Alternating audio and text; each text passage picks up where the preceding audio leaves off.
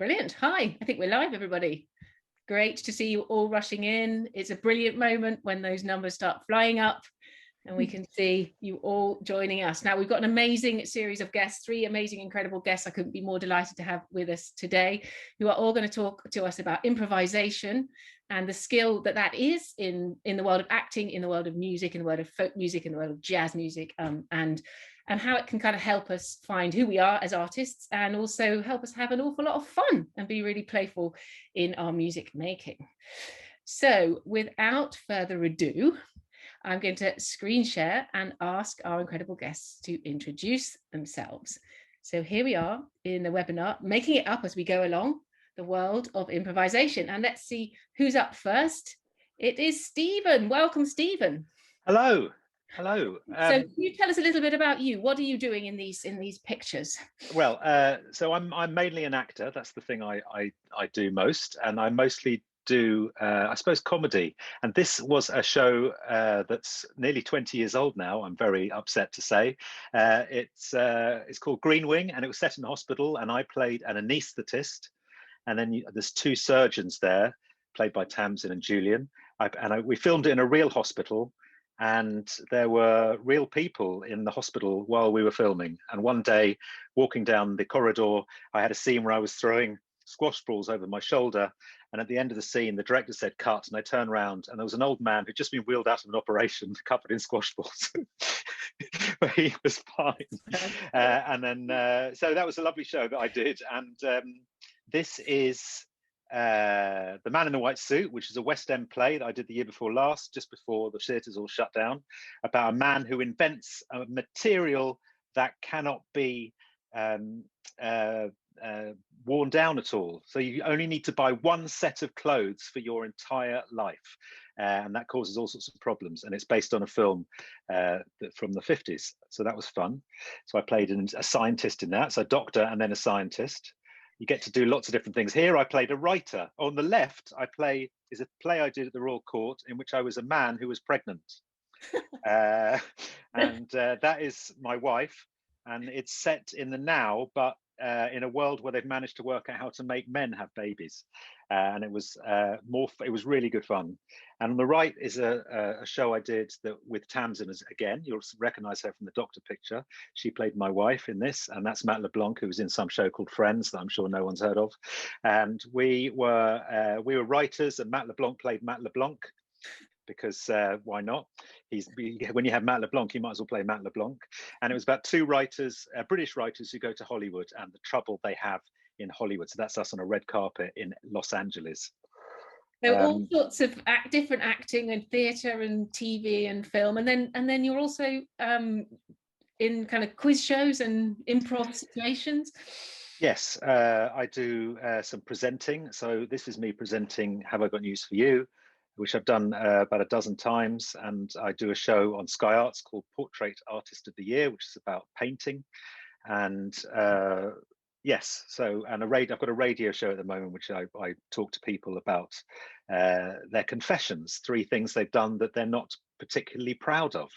So people come on and tell me, we had David Tennant telling us that he invented a personal assistant for a while because he was too nice to say no to people. So he invented someone called Melissa von Stressel, who would write very rude emails to people to tell them that David was not available to do their thing. So yeah, that's fun. So I do a bit of presenting as well. And then I also, just because I can't sit still, I've written some television and I've written a book. And this is a children's book that's out next month, actually, and it's called Escape the Rooms. And you'll see that it's illustrated by Anita Mangan, who is my very talented sister.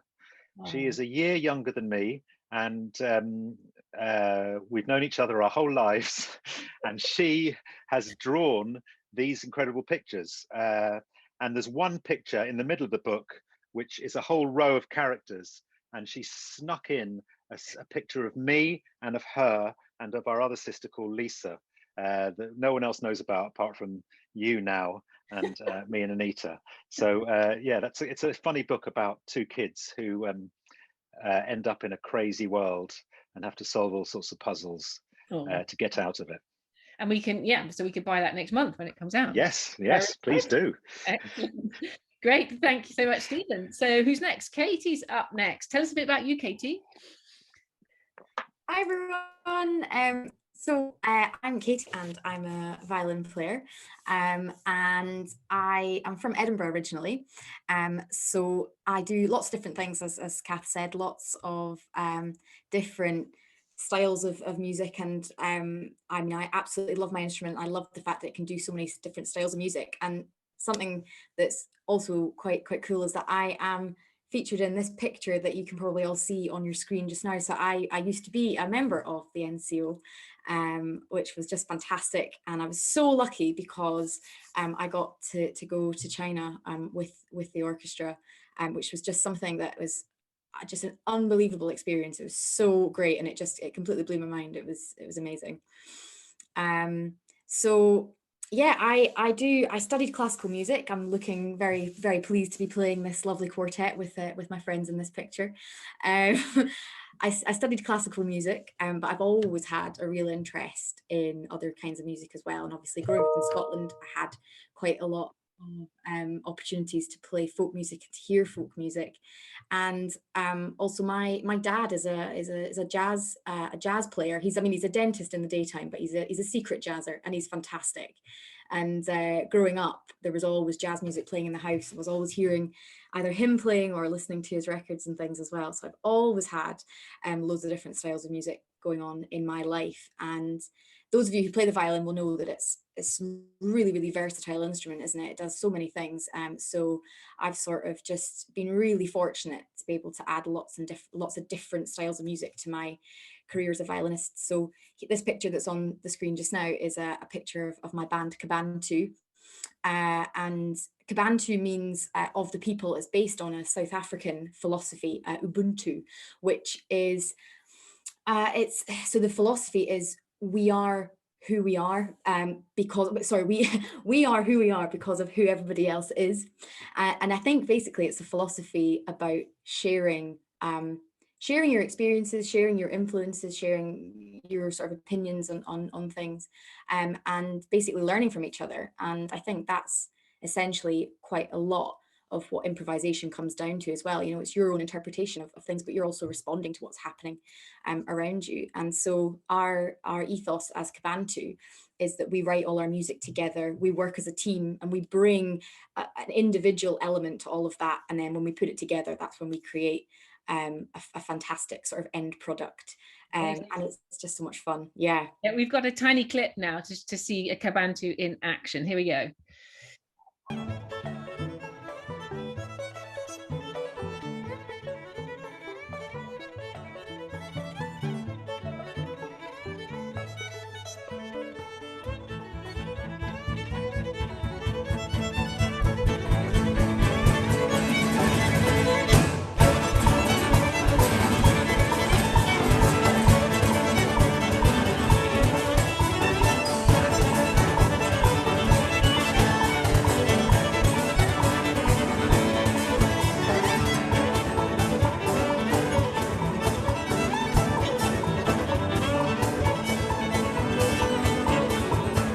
Great, thank you so much, Katie. That's just awesome playing and just amazing musicianship. Love it, love it, love it. And so moving on to Xhosa, tell us a little bit about you. Hello, my name's Xhosa Cole. I'm a saxophonist, flautist and composer. Here you can see me playing the saxophone with a slightly cooler hair trim that I've got at the moment. This picture was taken when I was fortunate to be presented the BBC Young Jazz Musician of the Year in 2018. It was an amazing experience playing in the South Bank Centre in the Queen Elizabeth Hall, and it was a real pleasure to be representing, you know, myself and my community on this stage. I'm a Brummie, and I'll always be a Brummie. I love Birmingham, and it's kind of where I started off. I'm living back there now, and I just love being part of the city and contributing to, you know, an amazing community of musicians that, you know, have got a real amount of talent in the Midlands. And yeah, I love the music that I play, and I love the instrument that I play this music on as well. Fantastic. We've got a little clip of you here in action. Let's have a listen. Oh, brilliant. To this.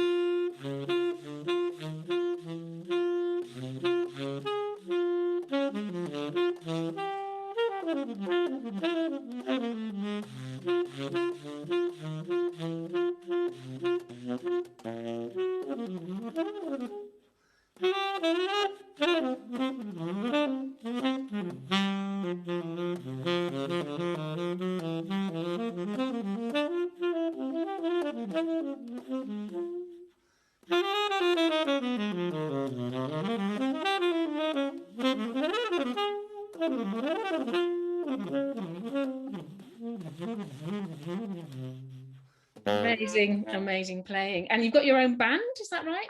Yeah, this is actually this was a scratch band that we did where we all met. Well, I met these players for the first time on this gig, pretty much, and we you know, we were all improvising this music together. This was on the Isle of Wight. My grandparents live on the Isle of Wight, and we used to spend our summers and Easters and all those kind of holidays down there. So it was a pleasure to play with these people. We all had charts. I think we did one rehearsal in the afternoon, and then we played to a beautiful home crowd in the Isle of Wight. Real pleasure to play with these guys. Great. And you've done a TEDx talk as well? Yeah, this was great fun. This was a couple of weeks ago actually, and this was the first time I'd incorporated kind of spoken word into the work that I've been doing. Basically, there's saxophone that plays in the background, and there's drums that I was improvising as well. But the vocals, I'd written those, you know, all of that down, and I worked with a great animator who we kind of worked together to piece this piece together and kind of refine it over the course of a couple of months. So yeah, this was a brilliant event as well. Great, fantastic. And you have got pets in your life, is that right? Oh, these two troublemakers. You've got Artie on the left, the most tactile cat you'll ever meet, and he's super old and he's a bit smelly, but we love him nonetheless. And then on the right we've got what's her name now? Polly, my lovely Labrador. But these are my landlord and landlady's pets, so I kind of get the easy part. I don't have to clear up after them. We just I couldn't see the dog. I thought, why does he send me this picture of him, like this selfie? And it was like, oh yeah, no, you can see the dog in the background. Brilliant. Yeah. Great, fantastic. And just so you know a little bit about the NCO kids and their journey with improvisation, it's kind of an early journey for us. And we've done an online amazing session last week with Jonathan James on the Soul Bossa Nova Quincy Jones tune.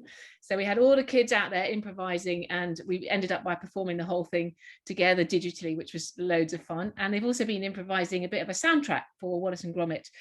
We've put down a backing track over which they can improvise and create. So we're starting to create, and we're really hungry to learn more from all of you guys, basically. So here we go. Let's learn a little bit more out of this crisis. So how, I'm going to ask you one by one to sort of describe improvisation. You know, what does it mean? Let's start with you, Stephen. What does it mean in the acting world to you, and how does it feel, and how do you go about it? Well, improvisation it happens in all sort of different contexts, and it depends where you do it. Sometimes you use it in rehearsals, where you may have a scene and that's written down. Obviously, all the lines are written down, but a director may say, just make it up. You know what the scene roughly is. Just do it yourselves, to try and, I suppose, to free you up, because sometimes when you have a script, and I don't, it'd be interesting to hear whether musicians feel the same, but sometimes you're so busy thinking about the correct way to play it that you don't sort of properly live inside it, because you are trying to do what you're told to do rather than, I mean, the sort of secret of acting is almost to be told what to say, and then to say it as if you have just decided in that moment that it's what you need to say and have to say to somebody else in order to get them to do what you are trying to get them to do, or feel the way you want them to feel. So we use improvisation. I've also made an entire movie that's been improvised called Confetti, which is about 3 wedding couples who are planning to get married in a wedding competition. And that was entirely improvised. Each of the couples, we had a camera crew following us around, and one day I said to my bride-to-be, maybe you should get a nose. I wasn't playing a very nice person. Maybe you should get a nose job. You should get some plastic surgery. So the next day, we all went down to Harley Street, and we found this plastic surgeon, and we did a scene where, so it was like improvisation is just, all children do it all the time. I see my 10-year-old do it all the time. They start inventing games. You start pretending to be someone else. You make up the words. That's all it really is. It's just listening to what someone else is saying to you and responding without thinking, really. It's bypassing the brain, which means sometimes it doesn't work, you know, or it's a bit of a mess, or it's a bit weird, and that's fine. That's the joy of it. No one's expecting it to come out perfect. You can throw away the idea that it has to be just, you know, come out in a really perfect way. Whatever comes out, comes out. Which also means that in order for it to work as well as possible, that it needs to be as little gap between your instinct and it happening. Now that's quite easy if you're saying stuff, because we all think stuff and say it. We don't stop and think, I want to say this. How am I going to say it? This is the sentence I'm going to say. Now I'm going to say it. You have a conversation like me now, waffling on. It's coming right through me.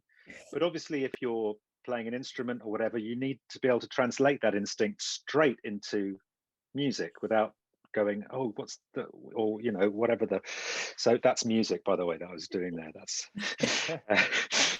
but it's a really wonderful way to, it's very freeing, because there's no right answer. You know, if you're playing a piece of music, you can play the wrong note. You can't play the wrong note. You can't say the wrong thing. It can reveal a lot about where you are, what you think, how you're feeling, in a way that, once again, like I'm doing now and talking uncontrollably and unable to stop, it says a lot about who I am and where, you know, what's happening in my head. And it's just fascinating to watch. Some of my finest moments and most interesting moments have been watching or being involved in improvisation, because it's the drama of it. You don't know what's going to happen. And I'm a big football fan, for example, and you go to a football game, and one of the best things is you don't know what's going to happen. And sometimes the football game's really boring, and sometimes it's really exciting, you know, and you don't know. And the same with improvisation, you just don't know what's going to happen. I'll stop talking now. Fantastic. Xhosa, let's come to you. Thank you, Steve. Beautiful. I think for me, there's lots of different types of improvisation, and it's almost different levels of it. I think we're always improvising every step of the way. You know, when you're planning to go to the kitchen, maybe you can take a little detour, and you're not planning each and every step. You don't think about it before you do it. You just say, okay, I'm going to the kitchen. Likewise with music, if I'm trying to get from A to B, maybe the start of the piece to the end of the piece, there's lots of different ways that you can approach it, and lots of different avenues that you can take. Now, a lot of people will be improvising, but they don't even realize it. So every time you pick up your instrument and maybe you play through a piece, because you change the dynamic or the tempo slightly, because you decide to add a little bit of vibrato here or there or whatever, that's all improvising. Within jazz music, we improvise the notes as well. So we're very liberated. And for me, it brings with it a sense of freedom. You know, I don't feel necessarily confined by the notes. Sometimes I get stressed out if I've got lots of dots to read, and the sheet music seems like it's more black on the paper than white, because there's all these notes and semi and hemi demi semiquavers and all this malarkey. So for me, it's great to just be able to pick up the instrument and play some notes. And I think a lot of people feel daunted by that prospect, because we're so used to having the things to play off. If you're an actor or an actress and you're very used to working from scripts, the idea of improvising might be daunting. But at the end of the day, all you got to do is pick up your instrument and give it a go. I think Stephen made a really good point as well about how our brain works in improvising. It plays a very, very vital role. And for me, instinct is a huge element of that, but also decision making. When you're improvising, you have the chance to make decisions on the spot and immediately bring them to the table. And things might influence the decisions that you make. So for example, if I'm playing with a drummer and they decide to play very loud all of a sudden, I'll say, okay, I've got the option to play really loud as well. You know what I mean? And then maybe it's a shouting contest, and then maybe the drummer will stop playing and it's just me and the bass, and I'll play some long notes or I'll play some lower melodies or something like this. So for me, improvisation is a key part of my identity, my musical identity, and it allows me to represent myself when I'm playing music, you know, and connect with people. And it's a great feeling of freedom and liberation if you can get over those first very difficult steps and very daunting steps of not being afraid to sound bad. You know what I mean? We're all going to sound bad some of the times. We're all going to sound dreadful some of the times. You know what I mean? I've certainly sounded dreadful a lot of the time, and we slowly just get more and more used to that feeling. You know what I mean? So that's kind of improvisation of me. Yeah. Thank you so much. That's amazing. And Katie, tell us a little bit about your experience. Yeah, I mean, both Stephen and Xhosa have pretty much covered it. I'm trying to improvise at the moment because I've realized that my laptop is on a sort of sloping stand here. So just excuse me whilst I, yeah, no, it's all right. Yeah, I think for me, improvisation is just an amazing opportunity to do something that's a real reflection of what you feel in that moment. And sometimes, as we say, sometimes the reflection is not a good thing and you think, what on earth was I doing? Right, I'm gonna give this another go. And sometimes it's the most genuine reflection of what it is that you want to create, something that's in your in your mind, and something that you just want to get out. And it's just this idea that needs the space of being played out loud to sort of grow and develop and change. Something that I've kind of discovered from improvising is actually sometimes taking the instrument out of it. So I guess for Stephen it would be to take the script out of it, and actually in the end, it's been amazing because I've discovered lots of different sounds and lots of different things that I wouldn't have discovered had I been following a script or following a score in the first place.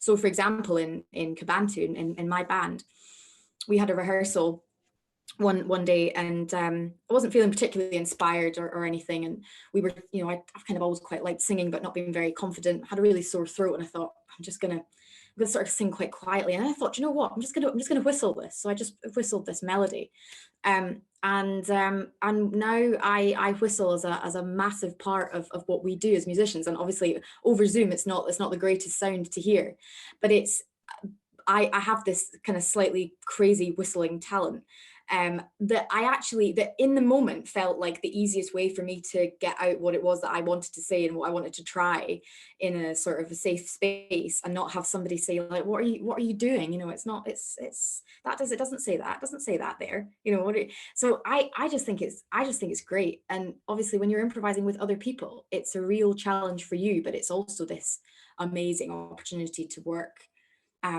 with other people and to like try and interpret their ideas in your own way as well. So, if you're working with a cast or you're working in a band, and you've got this real sort of trust and this sort of shared experience of, right, we have a real opportunity to create something really, really fun here. So let's just see what happens. And every element of our Kabantu concert that we do as a world music sort of band, pretty much every piece we have is improvised. So every time we play it, it's different. And as a musician, it's just the most exciting feeling, because every time that you're just going to have this real like crossroads of like, what am I going to do today? This is going to be great. And yeah, like similar to what Xhosa was saying as well, sometimes we've had moments where we've come to the end, we've collectively decided we're coming to the end of the piece, and yet our percussionist goes off and she does something else, and we're all sort of there like, oh my goodness, like what's happening? Brilliant, right? And it's just great. It's that instant feeling of wow, it's great. It's so great. You're definitely selling it there, Katie. It's definitely, I think you've sold. It's definitely sold. Yeah. I mean, you have nothing to lose by improvising, because as both Stephen and Xhosa have said, there literally is no wrong. There's nothing like, there's no wrong answer. It doesn't exist. Great. Oh look, we've got our first poll. Now we've got to find out some secrets about these guys. So one of our guests has finished 4 marathons and several triathlons. Who is it? One of our guests used to represent Birmingham in the pole vault. Who is it? And one of our guests is obsessive about running and squash. Okay, nice sporty bunch we've got here today. I can see everybody's voting really quickly. It's really fun when you see all the, you can't see them, but I can see them all rushing up in different, and I can see that people are doing pretty well actually at getting this getting this right, I think. Okay, I'm going to close the poll and we're going to see what the answers are. Here we go. Share the results. So our kids at NCO think that it's you, Stephen, that has finished 4 marathons and several triathlons. Is that true? That's true. Yay! Yes, indeed. Yes. Wow. Well done. Yeah, not all at once. No, that's amazing. That's very impressive. Big respect. And 59% think you were a pole vaulter, Xhosa. Is that right? That's right. Not to be confused with pole dancer. It was a pole vaulter. Really good. And actually people thought that Stephen, you're obsessive about running and squash, but Katie came in a very close second at 43% to 46%. So what's the answer there, Katie? Yeah, it is me. I'm afraid I am. I absolutely love squash. Obviously, I haven't been able to play this last year because of, I mean, it's very much a non-COVID friendly sport, squash. Yeah, I've been getting outside and doing lots of running just to try and keep fit. So when I get back on the court, I'm not going to collapse in a heap. Yeah, brilliant. Okay, now we've got some questions from the kids coming in. Stephen, what football team do you support? Obviously, a very important question. Very important. The greatest team in the world, Tottenham Hotspurs. Well, who do you support, Katie? Are you a supporter, football supporter? Man City all the way, Manchester City all the way. Sorry. What about you, Xhosa? Do you support? I don't mess around with football, to be honest with you. But if I did, it would be Birmingham City, of course. Of course. What about Aston Villa? Not the Villa. Well, maybe I don't know, to be honest. I support both of them. I'll share my loyalty between the Birmingham teams. Glory hunting, I think that's what they call that, isn't it?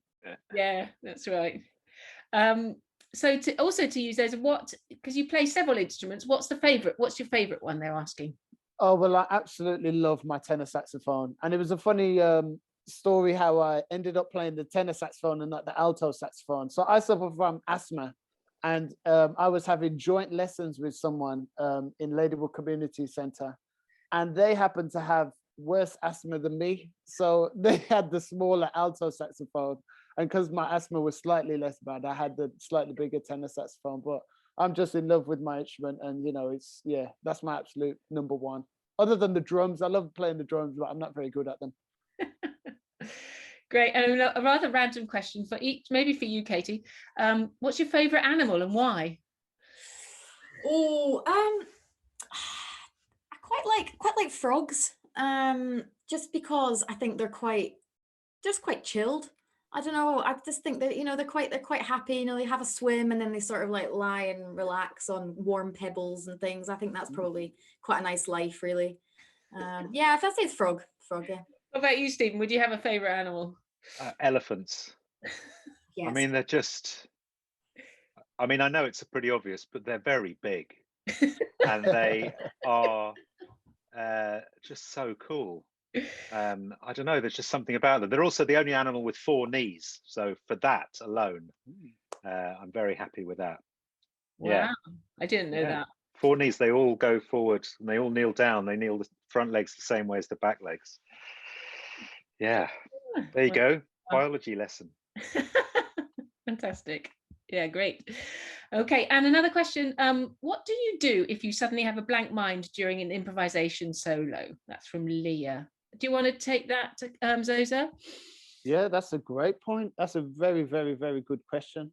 For me, I'm having a bit of a blank spot now, to be honest with you. So I normally, what I do in those moments is I just dive in and then see where I end up. And most of the time, if you dive in with a sense of confidence, it's one of those things where the audience wants you to do well, all of the time. Even if it's an audition, they want you to do well. So if you can kind of fake it till you make it, then that's a great way of getting into it. And then maybe you find this idea that you can stick with, and then you can develop that idea and focus on that thing. And then before you know it, you're back on track. So it is very daunting when you get derailed. That's a very, very good point, a very good question.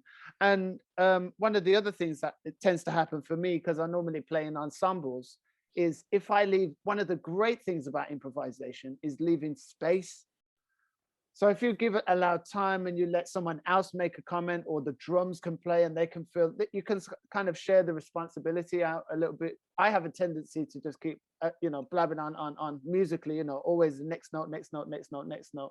But actually, one of the better things to strive for is to leave a little bit of space and punctuation. It allows the audience to have a bit of a breather and to reflect on what you're saying. Because if you, kept on talking at someone and didn't give them a chance to kind of take it in, then you'll have lost their attention. I'd have been out into the other room, you know what I mean? So that's a brilliant question. What about you, Stephen? Have you, those like chat show situations, or have I got news for you, when you have to like come back with quick fire answers? Do you ever have moments where you kind of like, oh, not thinking? Oh, I'm coming out in a sweat just thinking about it. Yeah, I have had moments where your brain just stops.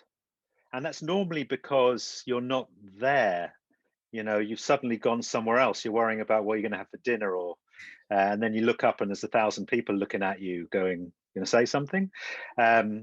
So I think that's a really key point of improvisation, is to be paying attention to what's happening, which I don't think this is the same thing as concentrating. I think they're slightly different things. Concentrating, I always think of as a very narrow, kind of effortful. I always imagine exams, you're concentrating, you're writing it, because you're just focused on this one thing. Whereas I think paying attention is just being aware of everything that's happening and really listening and really seeing and being there. And I think if you'll suddenly go a bit blank, it's normally because you've stopped doing that for some reason. You've daydreamed, you've drifted off. Yeah, very good point. Fantastic. Oh, look, another poll. Stephen thinks one flavor of ice cream is the finest flavor ever made. It is. Okay, so while they're voting, one more question. I would have any of those. Yeah. I'm hoping it's the one I think it is. Well, you wouldn't. Did you say you wouldn't have any, Xhosa? I'd have all of them. You'd have all of them together. They're all pretty good, aren't they? Yeah, they are good. I think most people have voted, actually, so I will end the poll and see what the answers are. So people think mint choc chip, Stephen, by 38% think, and in last place strawberry, second last place vanilla. So do you want to give us the answer? I'm so upset. Vanilla is the finest, most delicate. I get very upset when people call things vanilla, meaning that they're just bland or a bit, nothing. Because for me, vanilla, just love it. Fantastic, great, brilliant. Right, I'm just going to do another little screen share to show everybody at NCO what's been going on this week and what's coming up. So here we go. So what have we been up to this week? Let's see. We have obviously had the webinar selfies from last time. So I don't know if you remember, we had our Wallace and Gromit webinar with Jim Parkin, who made a Wallace and Gromit for us live in the session, and Jonathan James, who's our creative composer, and Jonathan Knott, who's the Wallace and Gromit composer. And then you sent in all these amazing, wonderful selfies, which we totally love to see. So we've got some planned for later. So if you want to bring any props or think about how you want to do your selfie, now's a good time to do it. And we even had, look, this is what is this, a GIF that somebody made for us? Look at that, isn't that fun? In response to, and these are all up on the gallery if you want to have a look on the gallery on the website. And then you've had some sectionals. So here are our senior violins having a quiz about Vivaldi. Looks like a little fun. And these are little violas. I think that must have been like drawing with your left hand, or drawing something behind your back or something weird. And then clarinets having an amazing time with Jenny. And bassoons looking cool. I don't know quite why they were looking so cool. Something very cool happening in bassoon world and double bass world. And then, of course, we had the amazing Henry Cookey was with us yesterday. He's our very own ninja warrior doing stretching. And look at him there on the bars doing his show-off selfie. He's got a ninja warrior gym.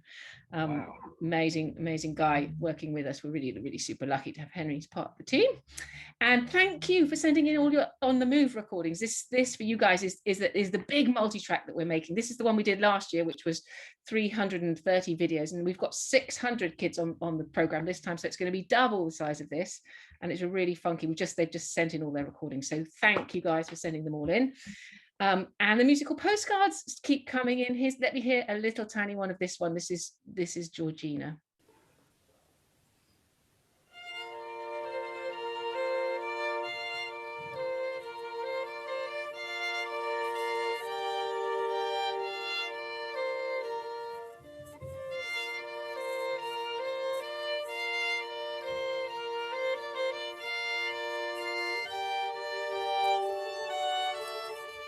Amazing, Georgina. Thank you so much. Beautiful, yeah. And we had these amazing Taskmaster challenges going on. They had the challenge to create a video of less than 20 seconds, creating a special effect with their instrument. And I've got two of my favorites here to share with you all. Here is Solaris.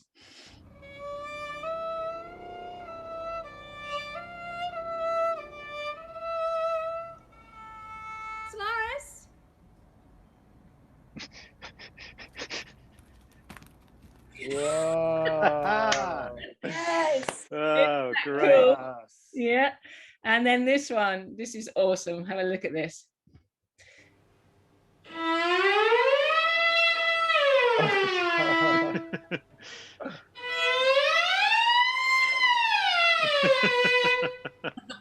That's great.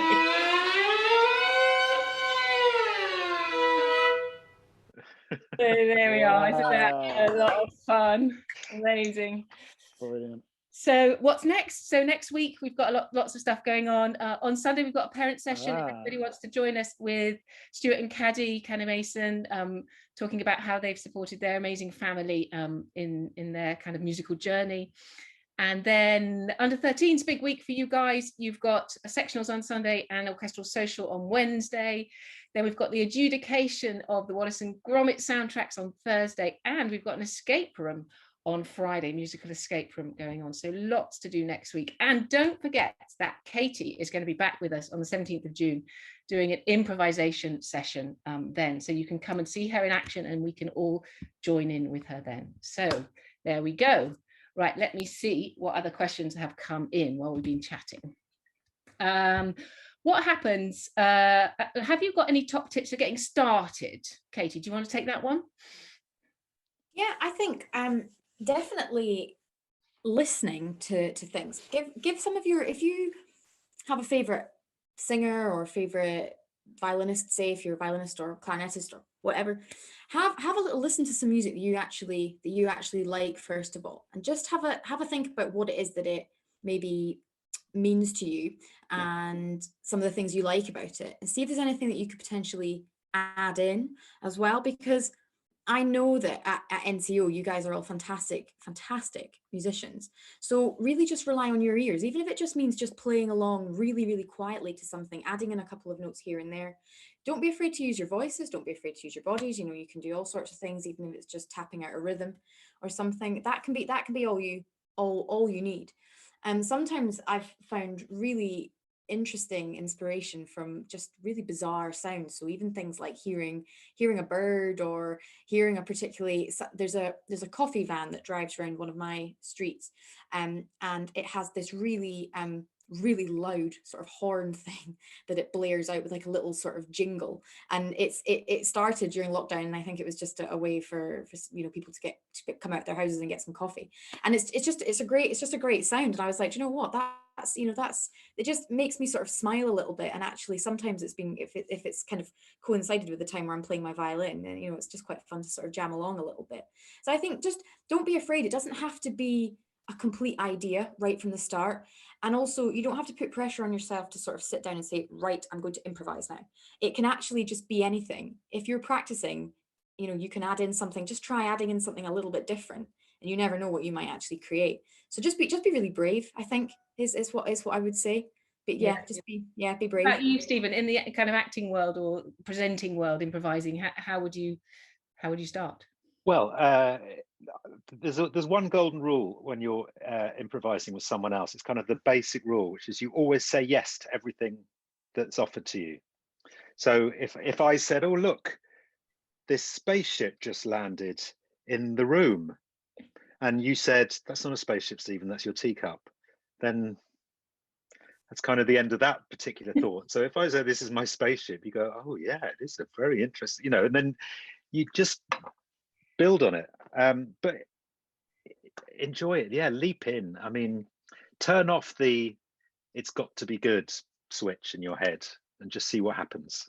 Have you ever kind of lost it and got the giggles? Oh, all the time. Yeah. All the time. I did. We improvised the dialogue in a TV show I did a couple of years ago called Hang Ups, and I play a therapist, and we set up Zoom, basically like Zoom. We had 2 cameras, one person in one room and me, and I was giving therapy sessions, and I had never had a clue what they were going to come up with. And often on the finished TV show, because they couldn't get rid of it, you'll see me going, trying to look concerned, but actually just trying not to laugh. I mean, because also if it's funny, it's funny. That's the joy of it. That's your reaction. So yeah, I've got into trouble more than once for laughing. We have a question that, talking of funny things, that comes up every time, and we have had it again. Most embarrassing performing moment. So could you kick off with something embarrassing that's happened to you? Yeah, absolutely. There's plenty to choose from. So for me, I think the most embarrassing moment was I was lucky to be playing with the Birmingham School Symphony Orchestra on a tour in Italy. And at the time I was playing the first flute part to the Rachmaninoff Second Symphony. And, all the performances have gone well so far, except this one performance that we were doing in this beautiful church. And I think I was so lost in the environment, and I was just loving the vibes, and the music was just sounding so good that I was a bit doolally. And then anyway, there's a beautiful flute solo in the third movement, and for some bizarre reason, I decided to play that a bar early. So I was thinking, oh, this sounds pretty jazzy. It doesn't normally sound like this, does it? Mike Seal, who was conducting, he just went shut down and is trying to work out what had gone on. And by that point, I kind of worked out, okay, I think I'm in a bar early. So then, linking it to our theme, I improvised some music. I was doing a little bit of jazz at the time. So I was like, do, do, do, do, do, do, do, do, do. And then I'd kind of resolved it so that by the second bar that it would have been, I was kind of back in the shape. And by the time he'd looked back up at me, he gave me that kind of look as if to say, if you ever do anything like that again, you're out of here. So that was my embarrassing moment on stage. But it was a great memory, so yeah. Something to remember. What about you, Stephen? Anything embarrassing ever happened to you? Yeah, one of my earliest jobs was at Nottingham Playhouse, and we did As You Like It, Shakespeare's As You Like It. I played Orlando, and there's one bit where Orlando comes in, and there's all the Duke and his men are lying down, and it was a modern dress production, so I didn't have a sword. I had a piece of pipe, and I have to come in and shout, "Forbear and eat no more," and they're all supposed to jump up frightened. And it was a midweek matinee, and I think they were all a bit tired. So one of them just sort of didn't leap up; he just sort of stood up. And I thought, you're supposed to be frightened of me. This is.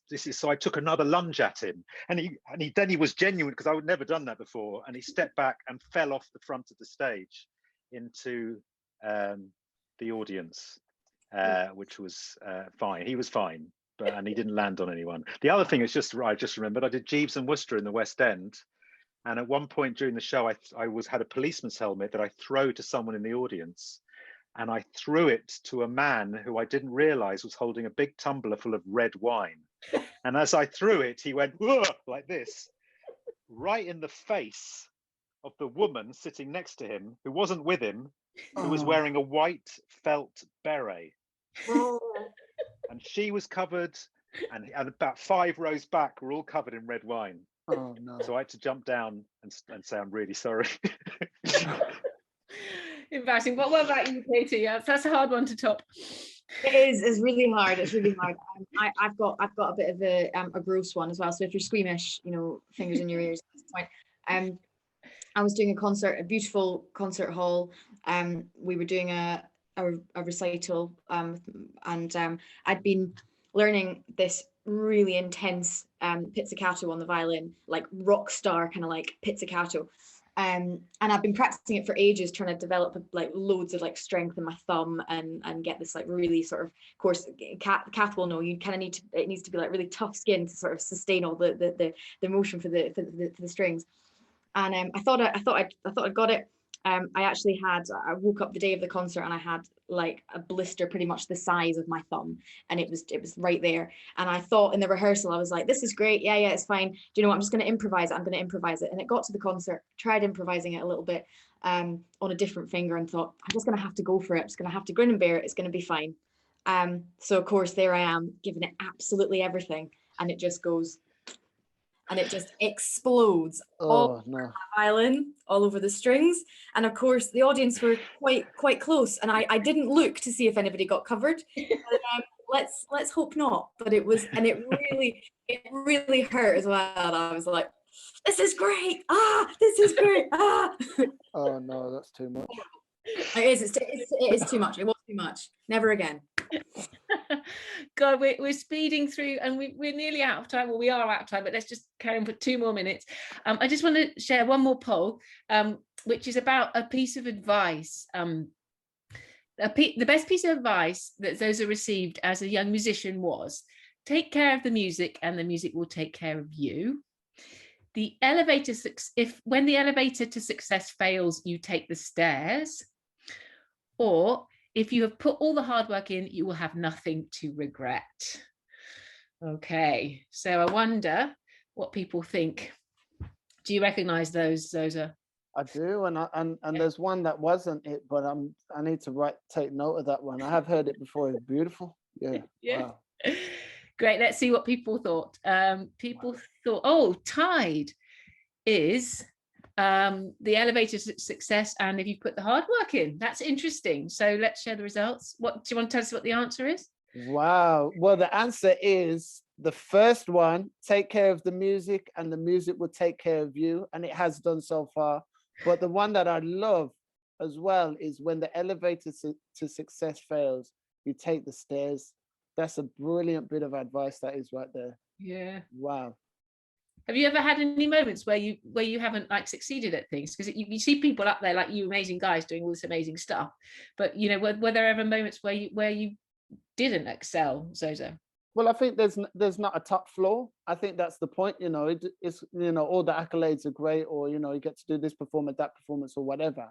But there's always further to go, and that's one of the beautiful things about music and improvisation specifically, is there's always something else to check out. There's always that little bit further that you can push yourself. In the same way as sports, you know, I think a lot of people think that improvising is just making it up. But there's a lot of hard work that goes into getting yourself familiar with the material. I think Stephen said earlier about, you know, when you're talking, it's so quick from your brain to your mouth that you don't even realize it's happening. You're trying to get that same effect from your instrument, which is outside of your body. So you've got to put all that more work into getting familiar with all the notes, with how they fit together. What does an A minor triad look like? What does a C major triad look like? All these kind of things. So I love that quote right there. That's just brilliant. I'm enjoying your violin hand as well. I always wanted to play the violin, so I've done a lot of violin miming, and it fell over the set as well. Oh, blimey. Great. We really need to stop, but I don't want to. Just very quickly, Stephen, people have asked, tell me some of the famous people you've worked with. Okay. Famous people I've worked with. Well, they've ranged from actors like who were famous years ago, like John Gielgud and Paul Schofield, to people like Matt LeBlanc and Cara Toynton. I had to learn to dance the rumba, and Cara won Strictly a few years ago. So that was great, because there's nothing better than working with someone who really knows what they're doing.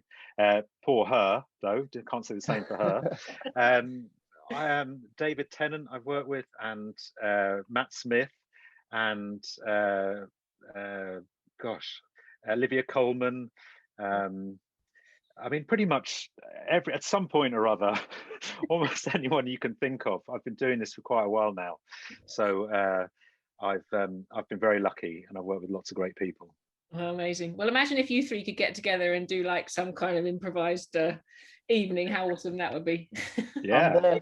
I'm there, Yeah. guys. I'm Yeah. there. Love it. There Get already. some vanilla ice cream, will be fine. Yeah, vanilla ice cream. Come on. Right, we better do our selfie because we're out of time. So do you want to get whatever it is we were going to get for our selfie? I think Stephen and I have both got lampshades today. Can you lean into the screen so we look as like cool and funky? Yeah, looking good. Okay, 3, 2, 1. Take your selfies. You guys look hilarious. Brilliant. Thank you so much. Oh, the little violin, yes. I know. Look at that. Great. Well, thank you so much. I feel like we could do this all again and still learn so much more from you. You've all been super brilliant and really, really generous with your time. Thank you. And brilliant to have you as part of our NTO webinar series. So huge thank you from all the kids. I know they're all out there cheering for you and saying thank you. And we'll send some webinar selfies out on socials so you can have a look and see how they were enjoying it. And don't forget to come to Katie's session, which is not so far away now, on the 17th of June. So make sure you turn up for that, and we're going to have a blast and doing that. So fantastic. Thank you so much. See you soon. Bye, everybody. Bye-bye. Bye.